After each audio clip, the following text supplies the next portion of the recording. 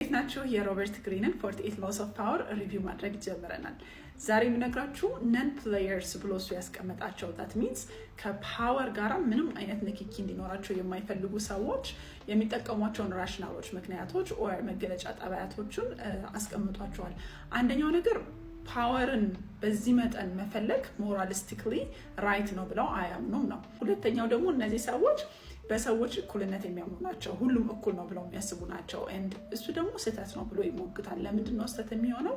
ሁላችንም ስንፈጠር ልዩ ሆነን ስለተፈጠርን እኩል ነን ብለን በግዴታ ወደ እኩልነት የምንመጣ ከሆነ በጣም ስኪል ያለውን በጣም አውትሻይን የሚያደርገውን በግድ መሀል ላይ ብዙ ችሎታ የሌላቸውን ደግሞ ከፍ ማድረግ ሊኖርብን ነው እኩልነት የሚለው ነገር ላይ ለማምጣት that doesn't work። ሶስተኛው ነገር ደግሞ የሰዎች ጠባያት like አንዳንድ ሰዎች ቀጥተኛ ናቸው፣ ስትሬት ፎርወርድ ናቸው፣ ኦነስት ናቸው፣ ታማኝ ናቸው። ይሄ ደግሞ ሌሎች ሰዎች እንዲጎዷቸው ተጋላጭ እንዲሆኑ ያደርጋቸዋል። ፋይናሊ ናይቪቲ ብሎ ይጠቅሰዋል። ምናልባት የልጅነት ኢኖሰንስ ማስቀመጥ እንችላለን። እዚህ ጋር ልጆች ኢኖሰንት እንኳን ቢሆኑ ትልልቅ ሰዎችን ምን ብለው አታለው የሚፈልጉትን ነገር ማግኘት እንደሚችሉ እንኳን ያውቃሉ። so power is in nature ያለ ነገር ይመስላል from what he is drawing here. anyways 48 laws of power ላይ የማገኛቸውን ነገሮች ከስር አካፍላችኋለሁ። የዛሬው ላይ ኮሜንታችሁን ብሰማ ደስ ይለኛል።